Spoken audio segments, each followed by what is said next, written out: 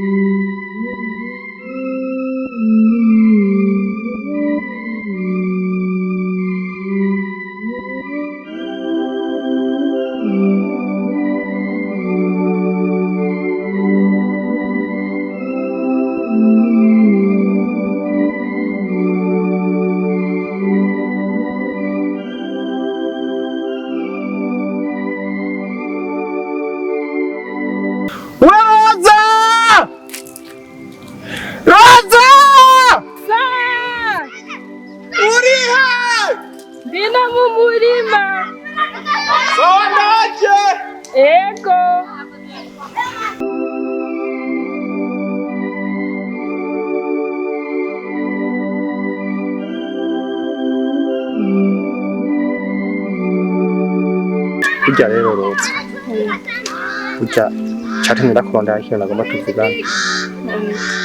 Jewe by'ukuri ubuzima bwo kwa marume bwandambiye pe. Kandi nawe urabibona ashaka.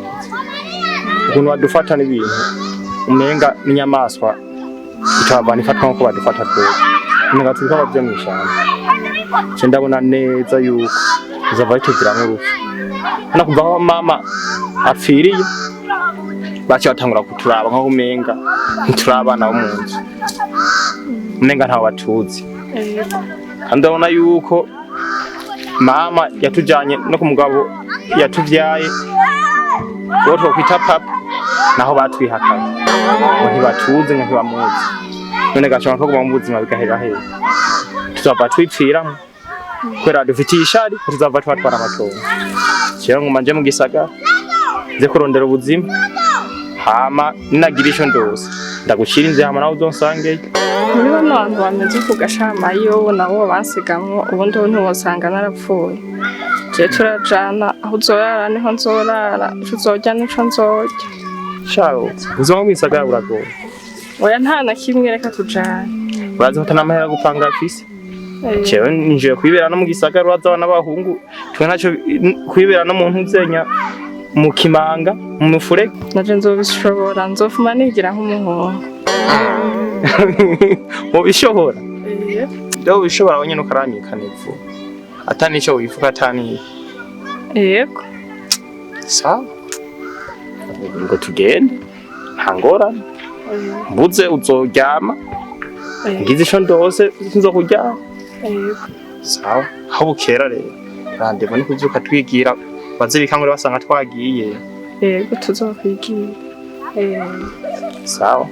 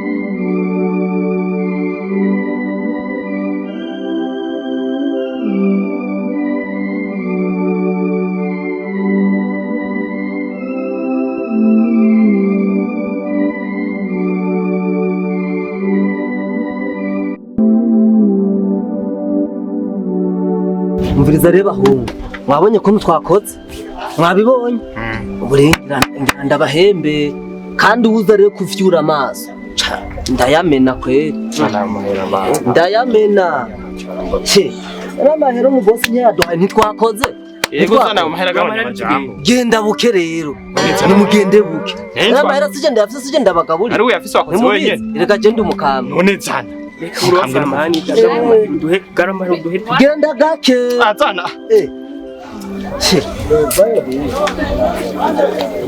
kweli kime genda gake ko je nije ubu nije ndi mu boss kandi watanze kwanga urabizi ko mwese je ni watanze umutwe gatanye none mwansanze nga ine kuyaharuka no kuyaduha none ni mwitondere none wadushije ingufu genda gake rero wawucije ingufu nawe twagusanze nga turekere ibintu by'uburofu kigira kabosi nga turekere ibintu by'uburofu mukeneye ndayatware yose duha amahera wawe mu boss rero duhemba ingufu ntizikora ngaha aha turabubukambwe urarekana n'ibintu by'uburofu genda rero gake rero wewe kumeze gute tuzi duha amahera aha je nubu naho no kwigira ndazi yuko ata muntu yomushikira man reka amajambo mayishi duha amahera mwibagiye karije nabakiriye mu muravyibagiye none wocuja gabanye umunwa mani gabanye umunwa duha amahera genda gake rero je bindi byose musigaye akira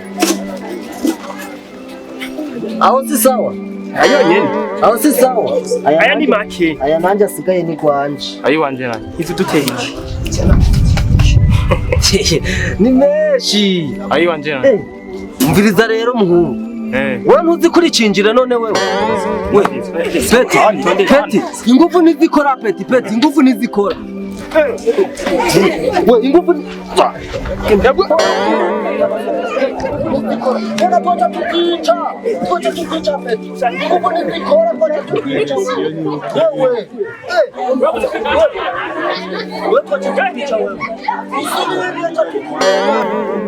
wewe ulichinjire wewe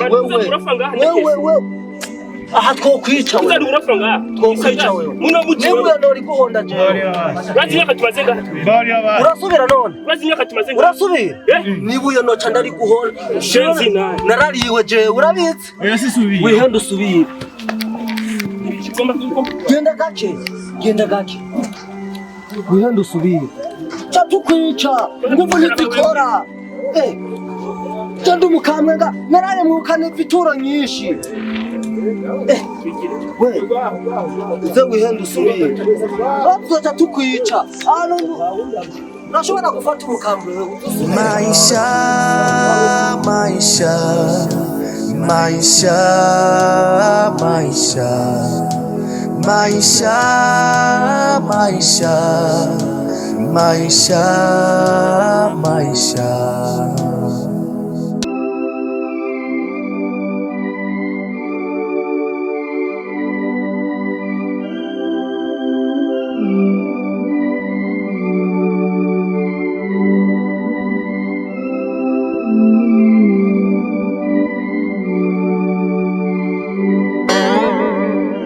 ni sawa Ego ni sawa neka mbona umengo mawigiriwe umengo uri mu bibazo utagimeze nka kera niko beriki ndashonje ndi kwihangana gusa siko bizohora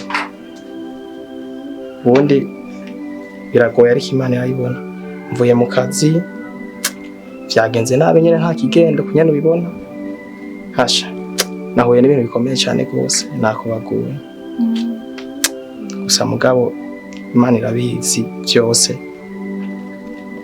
ko biri kose ejo buzoca umunsi wose urafise uko ugenda ku Mana irafise uko iba yabiremeye umuntu kandi n'ubundi sindihebura umasubire ndabe burya umuntu avyutse ku Mana hariho programa y'ivyo hariho programa ya buri muntu aba yandikiwe burya turaronka niwizeye ico ndonka senda kujyana wihangane kandi ushikare wizeye Imana gusa rero mayi sawa mbere yuko ugenda yego bari kwicara hari akantu nagomba kubanza kukubwira yego hangora urumva ikintu nashaka kukubwira sawa nyene inzu yawe ni hano sawa nyene kino kiganga yavuze ko bashaka kuyisubiramo dukwiye kugira vuba tukarondera ahandi hantu twimukira mama yanje ko bikomeye no cya bintu ni hatari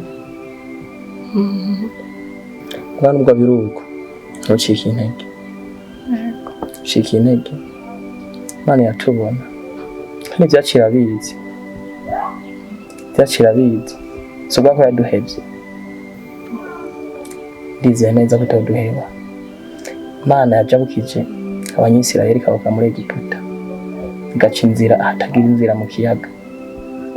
Imana yafunze iminwa y'intambwe mu rwobo rw'intambwe, mu rwobo watemwe Daniyeli, ikazimukiza zikaba nk'imisego yisegamuje. Burya Imana yacu ni nyarukundo kandi ishoboye byose, nyarufa na omega, niyo tanguriro niyo herezo, byose irabizi kandi biri mu biganza byayo. Ijambo ryayo rirarema, ntiwihebe. Burya wewe nuko utaraba umuvyeyi, muga ntacyo wovyumva uvyisize mwuhukisha mu kibanza nk'umuvyeyi. Umwana wawe yoza gusaba ifi uyifise ukamuha inzoka zikopi, wobishobora? Oya. Yoza gusaba umukate ufise ukamuha ibuye, Oya. ndise ko tobishobora? None urwo rukundo rukinya ufise Imana yacu yo mw'ijuru nayo yaturemye, yatumye ko turi biremwa vyayo, umvise ngana gute kuri ari rukenya yaduciriye kugira tugire ubumuntu. None ivyo umwana w'umuntu wogira umwana wawe Uwiteka Imana nayo, rero ntiwihebe, ivyacira bizi kandi ejo buzoca. Ngomba ngende ndabenze kurondera. Imana ntitangira isaha, ivyo yatwandikiye ndazi biraboneka. Ndizeye nta busurara, humura ukomeze wizeye Imana. Nze wihangane, ndazi ko umwana mwiza, ntuzuhindurwe n'ibisagara. Ibisagara birasukana, ahacu ni hashasha, abantu ngaha ntabumenyereye. Ntudusukwe n'abantu bafise amahera, ibigabo vyo ngaho bonye bibahumarigara bafise amahera, vyavaye kugira nabi. Turabe ntuzumara amazi, urazi ko ari je muvyeyi nsigaye. Je nzogerageza uburyo bwose nshoboye, ndahugwaneko, ndizeye Imana tuzobaho, ko ndazi vyose iri kumwe nanje kandi iri kumwe natwe. Wihangane, ntuzumara amazi. Amaje ndagiye ngiye kurondera. Imana yatwandikiye ndazi biraboneka ko Imana nikorera amasaha kandi itangira amasaha, tiza biraboneka. Maisha, Maisha, Maisha, Maisha, Maisha, Maisha, Maisha, Maisha.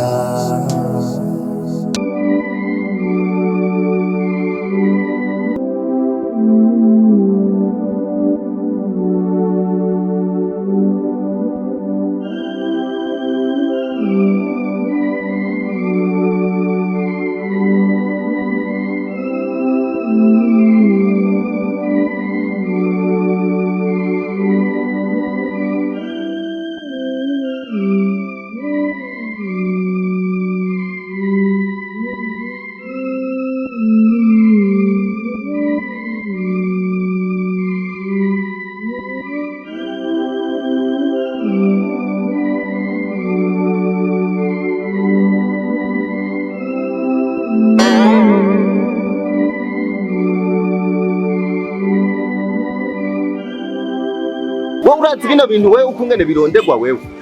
Bahungu mubarire bino birazi ukungene birondegwa. Mwe muza mukora akazi mutamenyereye. Urashobora kuza ngaho umenera ibintu wewe. Oya nta bibaho gutsa. Ni gusame nini wewe? Nuno rungu mwarukuye he babo? Oya mureke kwanza. Nuno rungu mwarukuye he? Nuno rungu Twamatukubwira misi yose. Wewe ashobora kuza ngaha ntaraba aza ati ibintu agira iki kubera ko ukoze ibintu nk'ibi. Uyu Mungu wamukuye he? Ntuzi niyo gwaje ruva. Umviriza Mungu ndakubwira. Yimba akazi ko mu muji utakamenyereye, umenye ubimenyeye. Nenda urazi imari je mpombe ngaha. Oya imari je mpombe ngaha urazizi. Ufyura amaso wewe. Jwasoka ngageno kwereka jewe. Babarira. Babarira. Ndakubabarire. We Sinzonge. Sinzonge. Bose tumukubite. We.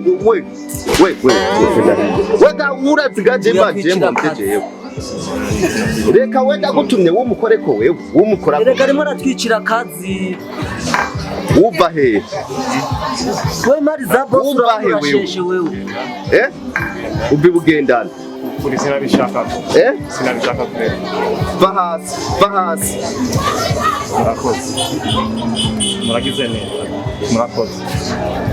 Bahungu biza ndabwira ikintu kimwe. Urabara runo ruhungu rukazosubira gukora bino bintu.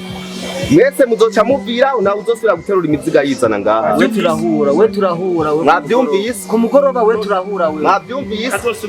Okay rero genda mubandanya kazi. Ingufu ntizikora. Maisha, Maisha, Maisha, Maisha, Maisha, Maisha, Maisha, Maisha.